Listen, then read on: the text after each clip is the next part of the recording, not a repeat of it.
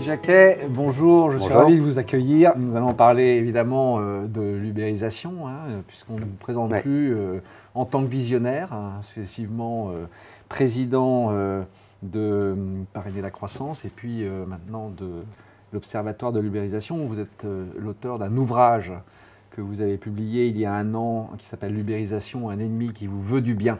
Oui.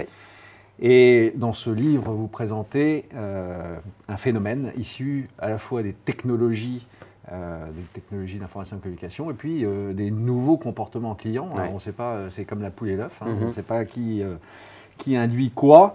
Mais en tout cas, c'est clairement, en tout cas vous le présentez comme ça dans votre ouvrage, c'est clairement une révolution dans tous les domaines de la société que vous décrivez. L'ubérisation, c'est vraiment un ennemi qui vous veut du bien? Ben, c'est pour ça qu'on a rajouté ce point d'interrogation. L'idée de l'interrogation, elle est forte parce que on a beaucoup de gourous dans tous les domaines qui vous annoncent ce que sera le futur. Bon. Si on se reporte un peu à l'histoire, qui est toujours très éclairante sur l'avenir, c'est de s'apercevoir notamment de façon anthropologique que tout ce qui change ne se voit pas. Donc en réalité, quand on regarde toute l'évolution humaine, y compris dans notre physique, dans notre alimentation, la végétation, ces choses mettent des centaines, des milliers, voire des dizaines de milliers d'années à changer. Et la seule différence de facteur entre avant et après, c'est que ces choses changent beaucoup plus vite. Mais sinon, les changements sont lents et sont cachés. Donc en réalité, les interactions sont tellement nombreuses, les scénarios sont tellement nombreux qu'être capable de venir sur un plateau de télé, une radio, une interview en disant « je vais vous expliquer comment ça va arriver demain » est juste une folie furieuse et d'une arrogance et d'une prétention incroyable. Donc l'idée, c'est plutôt d'être visionnaire, parce que c'est très difficile de prévoir l'avenir, c'est plutôt au moins d'essayer de se doter d'une vision de ce qu'on aimerait. Parce qu'à défaut de savoir prédire l'avenir, on peut peut-être se dire de quel avenir on aimerait faire partie. Et ça, c'est intéressant, parce que ça veut dire ça pose un débat d'une vision, de valeurs, d'éthique aussi parfois, de ce qu'on voudrait faire de l'homme sur Terre. Et finalement, ça, on le maîtrise, parce que c'est nous qui le voulons. Et de voir si on peut mettre ces outils-là au service de ces valeurs. Alors qu'aujourd'hui, on court après les technologies, qui courent beaucoup plus vite que nous et qui vont continuer à courir beaucoup plus vite que nous, et de plus en plus, voire même peut-être nous échapper dans certains scénarios. Et là, effectivement, on est totalement impuissant. Donc finalement, c'est un combat entre une impuissance programmée, et qu'on se programme nous-mêmes, parce que finalement, on va inventer des machines plus puissantes que nous, et on va dire, mais pourquoi on n'augmente pas l'homme pour attraper les machines? Je rappelle juste qu'au départ, c'est nous qui avons inventé ces machines qui sont notre propre compétition, donc je pense qu'on a un petit truc qui tourne plus très rond chez nous. Et de l'autre côté, on pourrait simplement dire aux gens, mais on a une vision de ce qu'est l'homme, de ce qu'est une société, de la façon dont les gens vivent ensemble, et comment on peut mettre ces outils au service de cette vision. Et là, c'est rassurant pour tout le monde. Ça donne un destin politique, sociétal. Ça donne envie vraisemblablement aux gens de reprendre confiance en l'avenir, ce qu'ils ont définitivement perdu quasiment dans tous les pays occidentaux. Et donc, du coup, le fait de mettre un point d'interrogation à tout ça, c'est de se dire, un changement lui-même n'est pas porteur de progrès. Un changement, il apporte un changement. Donc, soit un changement pour le pire. Regarde, vous et moi, on vieillit tous les jours, donc changement, c'est pas forcément super positif. Alors, on gagne en expérience, on se persuade qu'on est meilleur, mais la vérité, c'est qu'on s'achemine vers la mort, donc c'est pas forcément toujours très drôle. Et de l'autre côté, un progrès, qui est la grande différence avec un changement, c'est de savoir quand ça bénéficie à l'humanité. Et donc, nous, on a voulu poser des questions plutôt que de proposer une vision, ou en tout cas un scénario d'avenir. Des scénarios, il y en a plein, et en fait, il y en a encore plus que ce qu'on pense. Donc, on peut écouter Laurent Alexandre, qui prévoit la disparition de l'humain, le fait d'être totalement absorbé par la machine et de disparaître simplement en tant que forme d'emploi, voire même utilité sociale. C'est possible que ça se passe comme ça. On peut écouter Yuval Harari, qui a écrit Sapiens, puis Homo Deus, et dire effectivement, on est en train de programmer notre propre disparition par certains côtés, et il est possible que ça se passe comme ça. Mais il est aussi possible que les gens résistent. Et souvent, les cultures résistent très largement à la technologie, et on s'aperçoit que l'humanité est toujours une forme d'équilibre, c'est-à-dire qu'on détruit la nature se rebelle, on le voit, les ouragans de plus en plus violents, des tsunamis qu'on ne connaissait pas avant, des périodes sismiques incroyables. La nature a toujours aussi ses droits, et la nature humaine aussi, et c'est ça qui est rassurant, c'est-à-dire que l'homme a une capacité, au milieu d'un truc qui le dépasse, d'inventer quelque chose et de le mettre dans le balancier et progressivement de le faire peser. De façon souple et intelligente ou de façon violente, et c'est une révolution. Donc voilà, nous, on a voulu simplement dire qu'en gros, ces outils dénués de vision n'avaient aucun intérêt. Non. Et donc on peut s'émerveiller devant la facilité du fait que tout vient plus rapidement sous la pression d'un doigt. Est-ce que ça nous rend plus heureux? C'est une vraie question qu'il faut se poser. Et donc si la réponse est on ne sait pas, bah, ça veut dire qu'on n'est pas plus heureux. Et si on n'est pas plus heureux, ça veut dire qu'il faut inventer quelque chose d'autre. Donc comment on se dote d'une vision? Comment on met ces outils au service de cette vision? Comment on fait en sorte que l'intelligence artificielle, tous ces outils qu'on veut utiliser pour faire de la productivité, de savoir si ça enrichit la société, si ça enrichit quelques sociétés à court terme pour appauvrir nos sociétés à long terme, ça a un intérêt relativement limité. Voilà, donc tout ce qu'on a essayé de faire à travers l'Observatoire Livre, c'est d'essayer de remettre, je ne sais pas si c'est de l'intelligence, mais en tout cas du questionnement.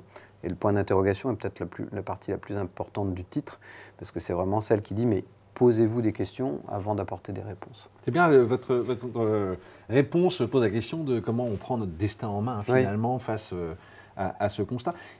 J'avais juste un petit point d'interrogation. Finalement, sur l'ubérisation, on parle d'un phénomène qui a commencé à quel moment? En fait, tout est à l'origine de quelque chose. Donc, finalement, il n'y aurait pas eu d'ubérisation sans Internet. Donc, Internet, maintenant, commence à remonter. Bernard Stiegler, notre économiste, philosophe, scientifique français, a commencé à utiliser les premiers mails parce qu'il avait été détecté par l'armée américaine au début des années 80. Puisque Internet est une invention de l'armée à l'origine. Donc, du coup, tout ça est l'aboutissement de progrès, mais finalement, enfin de progrès en tout cas de changement. L'Internet a été clairement, alors pour le coup, une vraie révolution. Et bien, finalement, Uber, Airbnb, ces plateformes, elles ont moins de 7 ans, 8 ans aujourd'hui. Donc c'est quand même un phénomène relativement nouveau. Uber est né en France d'une mauvaise expérience du fondateur qui maintenant est un petit peu mis à l'écart, mais qui est arrivé en France, sort d'un salon qui s'appelait Le Web, fait par Loïc Lemeur, trouve pas de taxi, est furieux, repart le lendemain aux États-Unis et crée cette application. Donc de sa frustration française face au taxi aligné 2 km plus loin en randonnion alors que tout le monde les attend 500 mètres plus loin, est né Uber. Bon. Et puis Airbnb qui est né de ce fameux projet de je te partage mon canapé, c'est du couchsurfing aux États-Unis, puis qui finalement est devenu cet empire dont la France est d'ailleurs le numéro 1 aujourd'hui, Airbnb. Donc voilà, moi je dirais que ce vrai phénomène dans son élargissement et dans les crispations qu'il crée a moins de 5 ans. D'accord. Donc en 5 ans, c'est incroyable ce qui s'est passé. Oui. Le temps s'est vraiment accéléré. Oui.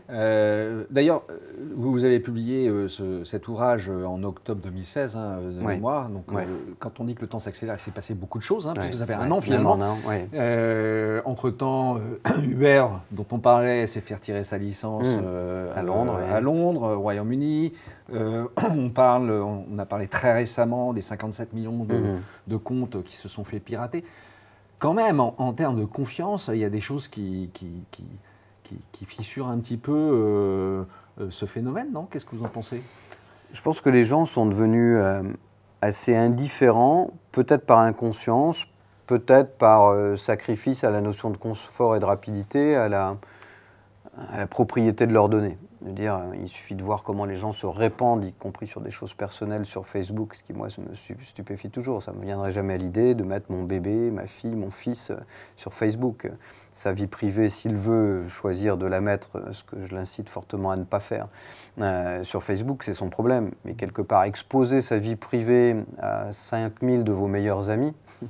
c'est plutôt le temps générationnel d'ailleurs. Voilà, tout le monde sait qu'on a 5000 amis très proches. C'est juste une hérésie totale. Donc je pense qu'à un moment donné, les gens ont dit, bon, la donnée personnelle, il y a longtemps que ça ne nous appartient plus. Depuis que les cartes bleues existent, notre banquier sait ce qu'on achète. Depuis que les impôts existent, depuis que les services secrets existent, on sait ce qu'on fait. Moi, j'ai vécu au Maroc 5 ans. Le gardien de ma maison reportait au gardien du quartier, qui remontait au commissaire, qui remontait au ministère de l'Intérieur. Il n'y avait pas d'Internet et pourtant, on savait ce que Denis Jacquet faisait au jour le jour dans sa villa à Rabat en 2001.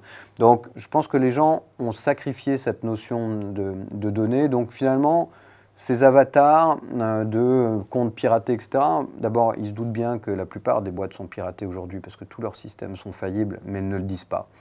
Pas de peau pour Uber, on l'a découvert, on l'a su, mais finalement, ce qu'on ne sait pas, c'est que les 2/3 des autres boîtes ont fait sûrement la même chose, mais ne l'ont pas dit. Bon.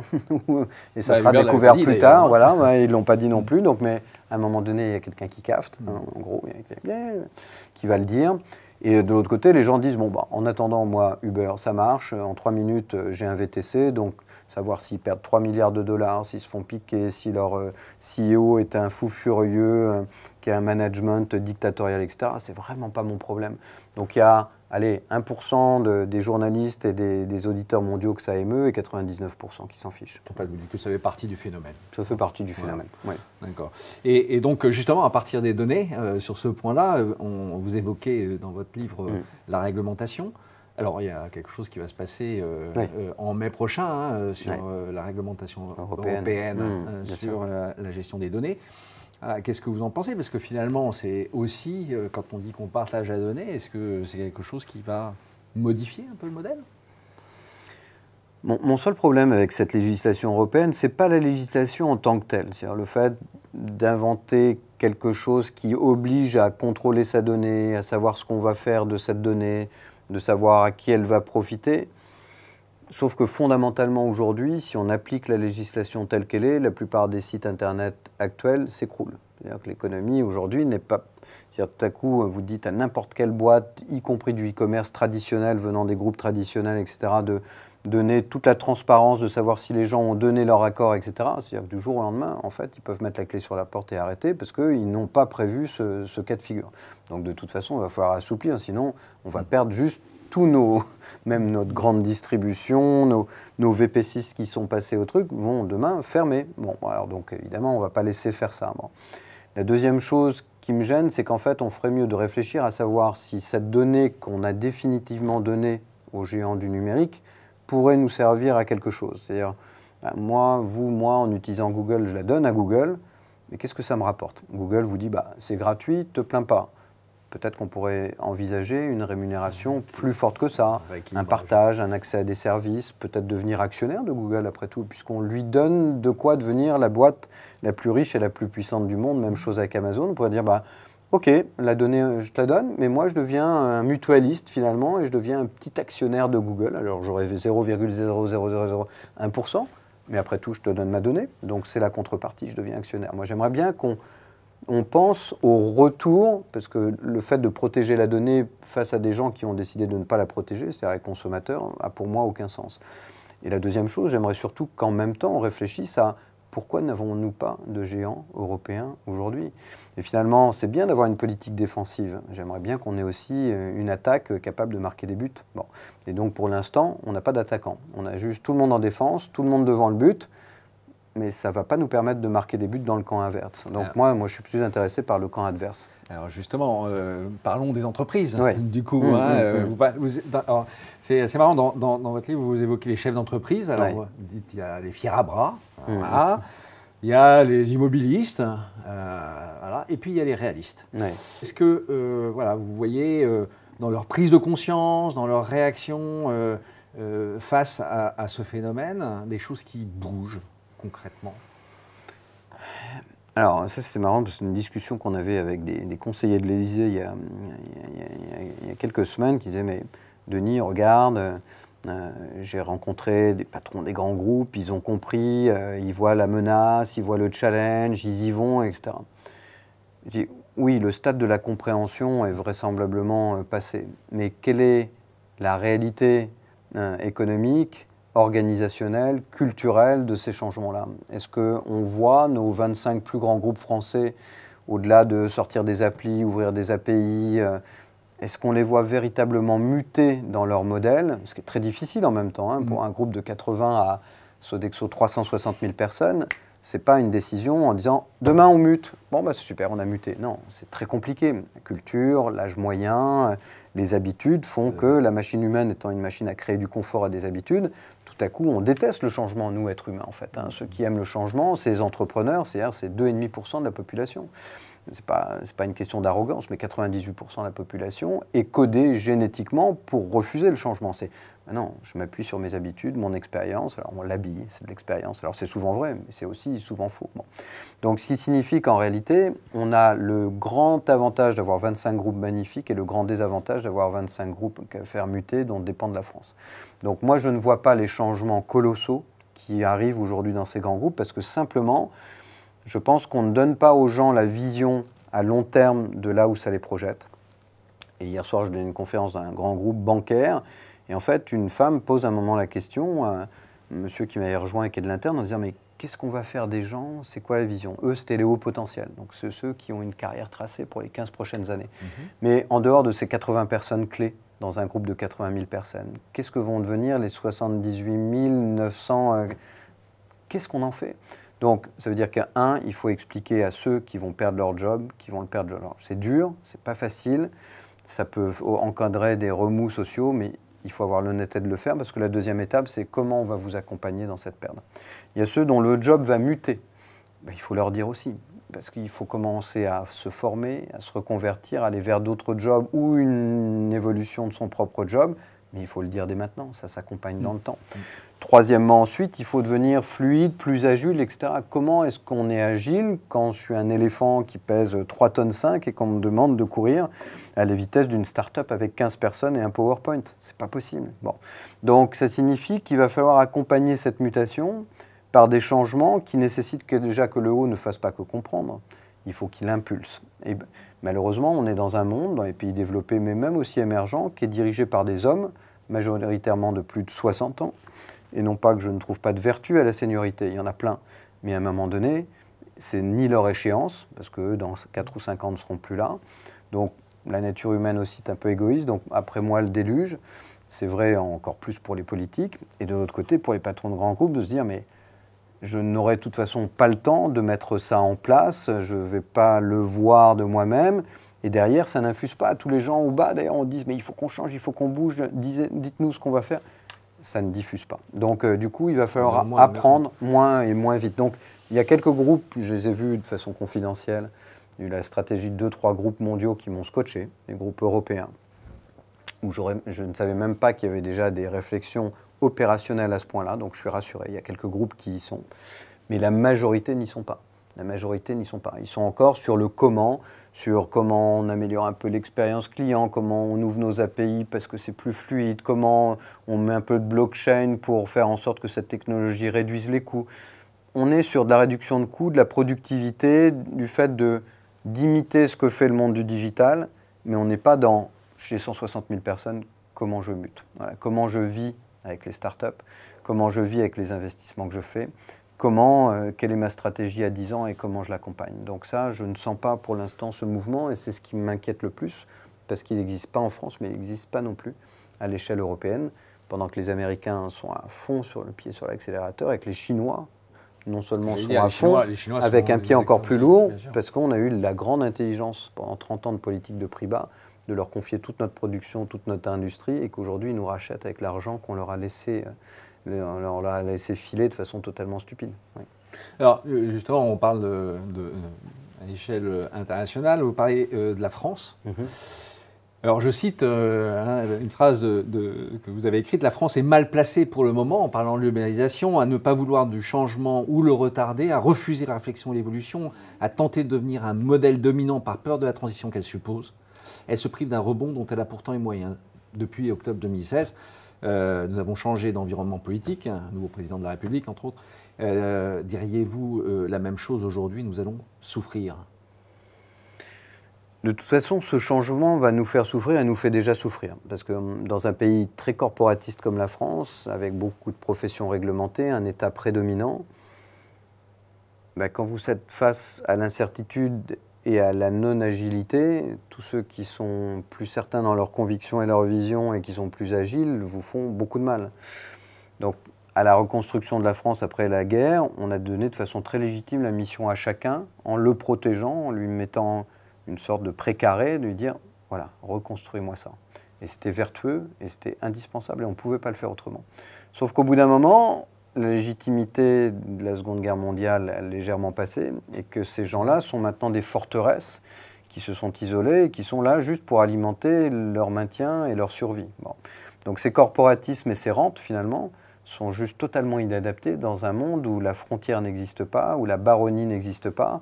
Parce qu'aujourd'hui, les concurrents ne sont pas vos concurrents habituels, c'est des gens qui viennent d'autres secteurs d'activité ou des gens qui n'existaient pas quelques années auparavant. Donc parce qu'il n'y a plus de frontières, du coup il n'y a plus de territoire. Et nous, on est un pays de territoire. Donc ça signifie qu'on va souffrir plus que les autres, et c'est pour ça d'ailleurs que l'économie dite collaborative se développe beaucoup plus rapidement que dans tous les autres pays du monde. La France est le pays où le digital s'installe le plus rapidement.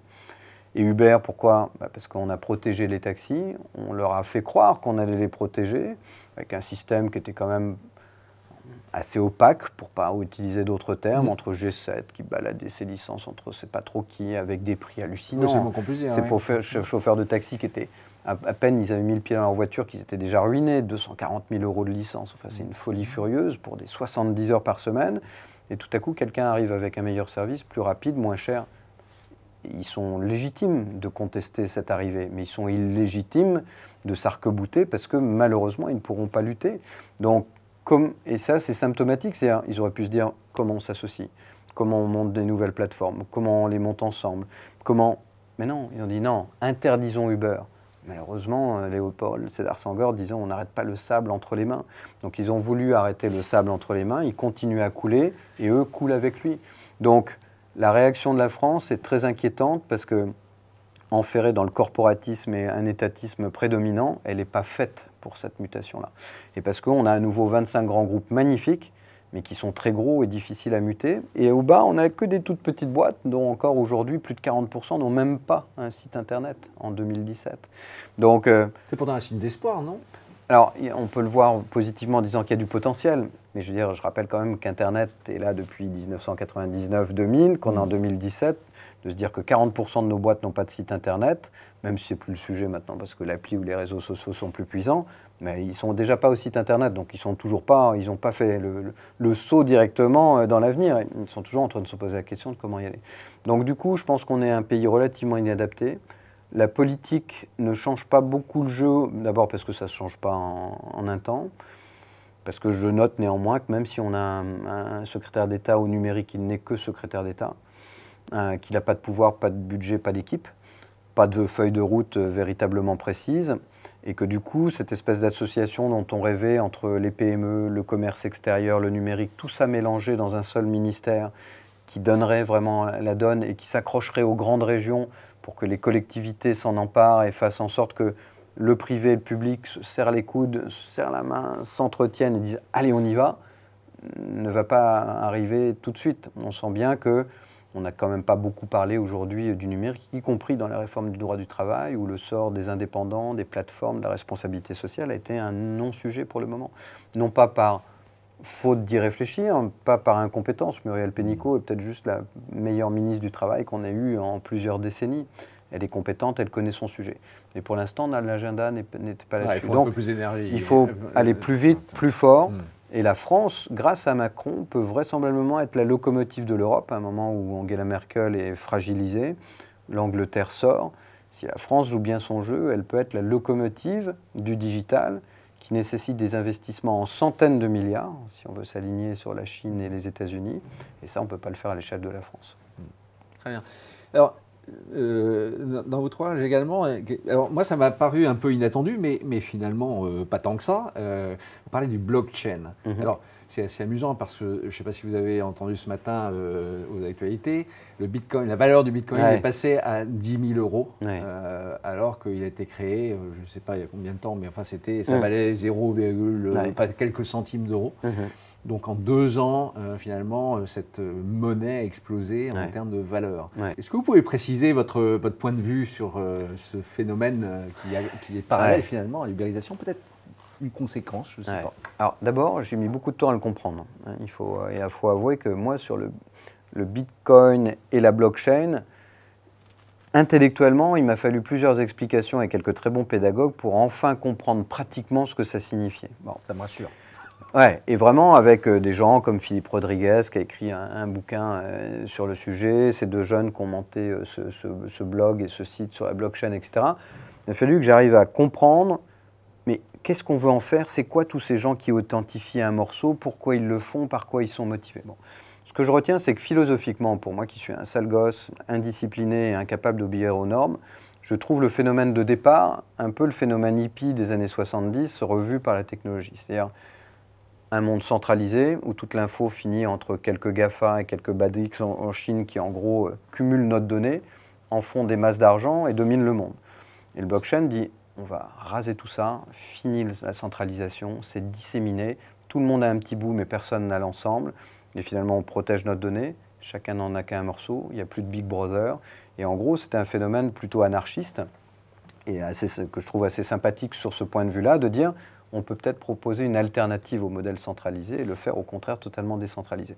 Donc la philosophie de départ qui était de dire si on a un phénomène effectivement de transaction mais sans monnaie associée, ce n'était pas possible. Donc du coup, on décentralise et puis on donne les moyens de paiement pour que le Bitcoin puisse permettre aux gens de bâtir un nouvel État mondial avec une nouvelle monnaie mondiale et que les gens échangent comme ça en toute tranquillité. Alors, même si ça a aussi donné de l'autre côté le dark web où on peut trouver de la prostitution, de la drogue, mais on trouve aussi des... mais ça, quand il n'y a plus de traçage de l'argent, on peut imaginer tous les... Mais néanmoins, personne n'a attendu le dark web pour inventer les paradis fiscaux et l'opacité sur les transactions financières depuis toujours. Donc c'est juste un moyen de plus. Mais quelque part, l'idée qu'on ne soit pas obligé d'avoir sa vie perso exposée dans sa plus grande intimité auprès de gens que vous ne connaissez même pas n'est pas une idée totalement stupide. Donc j'aime bien le côté philosophique, la vision de cette notion décentralisée en dehors de ces systèmes qui nous contrôlent, qui nous observent, qui nous managent et qui demain peut-être vont même nous restructurer. Donc maintenant, ça se découpe en deux. Alors d'un côté, il y a le Bitcoin qui est devenu un outil spéculatif pur. Donc tous les gens qui achètent du Bitcoin aujourd'hui et tous ceux qui fabriquent des fermes à serveurs pour les fabriquer sont juste des gens qui sont pour les uns là pour gagner des sommes folles et pour les autres uniquement pour faire de la spéculation. Et on a Abdel Haïti qui est un des spécialistes européens, voire mondiaux chez nous en France, libanais d'origine, qui a vraiment été l'homme des micro-paiements et aujourd'hui un des spécialistes du Bitcoin, qui dit à son grand désespoir, parce que lui, ce n'était pas l'objectif, il dit aujourd'hui les gens spéculent dessus, et il pense que ça va rester indexé sur l'once d'or, et en gros à 5% de la valeur de l'once, donc il pense que ça peut potentiellement monter jusqu'à 28 500. Sachant qu'en plus, le nombre de les monnaies dites Bitcoin, mais toutes celles qui sont arrivées derrière, sont en nombre limité. Donc à un moment donné, il n'y en aura plus. Donc ce qui est rare est cher. Hermès applique ça depuis très longtemps dans sa stratégie marketing. Donc il est possible que ça monte comme ça jusqu'à 28 500. Donc peut-être que si vous et moi on met 1 million, effectivement on aura peut-être 2 millions dans quelques mois. Ou alors ça va complètement exploser. Mais un véritable conseil on voit au Japon, ailleurs, progressivement des marchands dire ok, on peut faire la transaction entre l'euro, entre le yen, entre le dollar et le bitcoin, et donc on peut acheter dans la vie réelle. Donc avant, c'était un monde à part. Maintenant, ils commencent à communiquer avec le monde extérieur et on va commencer. Il y a maintenant des boutiques de bitcoin, on peut échanger de l'euro, du dollar. S'ils arrivent à faire ce système-là, le bitcoin va devenir une monnaie alternative et pour le coup, effectivement, décentralisée, en dehors des États, en dehors des pouvoirs des gouvernements. Bon. Et puis de l'autre côté, il y a la technologie Bitcoin, blockchain, qui est autre chose. Et là, la technologie est utilisée par n'importe quelle banque, système d'assurance, etc., pour dire c'est un moyen de faire des transactions rapides, décentralisées, avec des tonnes de serveurs, moins d'intervention humaine, ça coûte moins cher, c'est plus rapide, c'est authentifié beaucoup plus facilement, et normalement, ce n'est pas piratable, ou très peu. Ouais. Donc du coup, ça me permet juste de réduire mes coûts. Et donc en fait, tous les grands groupes aujourd'hui adoptent la technologie, mais pas avec la philosophie. Finalement, quel message aujourd'hui vous laisseriez aux jeunes?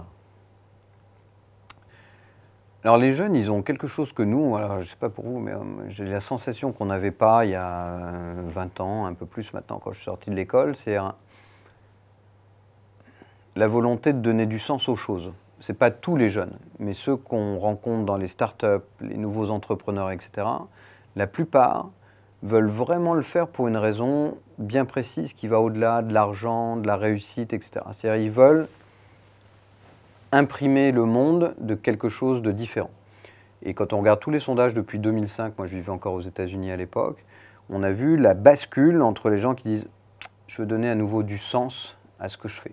Et ils ont commencé à rentrer chez Bill Gates Foundation, Soros Foundation, à aller dans les ONG qui en plus, animés par des milliardaires comme Gates, les payaient aussi bien que s'ils étaient chez Goldman Sachs. Donc ils ont dit finalement on est aussi bien payé, sauf qu'on va éliminer la malaria, on va éliminer le palu, on va éliminer la pauvreté dans le monde, on en a les moyens. Et donc Yuval Harari dans son bouquin disait que finalement l'humanité avait sacrifié le sens au pouvoir. C'est-à-dire que là, ce qu'on veut, c'est avoir du pouvoir, devenir des dieux, redesigner l'homme, le réparer, et prouver qu'en réalité, on n'a pas besoin de Dieu, on a tout compris et en fait, on est capable de tout refaire nous-mêmes. Bon, et ça, c'est à la fois passionnant parce que ça va permettre de réparer les hommes, peut-être d'aller plus loin. Alors ça m'inquiète un petit peu plus, mais en tout cas, pour ceux qui ont un enfant hémiplégique, de se dire que demain, il va pouvoir remarcher, aveugle, pouvoir revoir avec ses lunettes qui sont maintenant à 1 000 €, mais à 9 000 €, mais qui permettent de revoir des formes, de se diriger sans canne, etc. C'est fantastique. Mais en même temps, on a renoncé au sens parce qu'on dit on gagne du pouvoir. Là, cette génération, j'ai la sensation qu'elle a envie d'avoir du pouvoir pour donner du sens. Et ça, je trouve ça très intéressant de voir ça chez des gens qui ont moins de 25 ans, peu d'expérience de la vie, peu de recul sur les choses, et de se dire qu'ils arrivent avec ça, et que s'ils capitalisent là-dessus, ça va être des gens remarquables à 40 ou 45.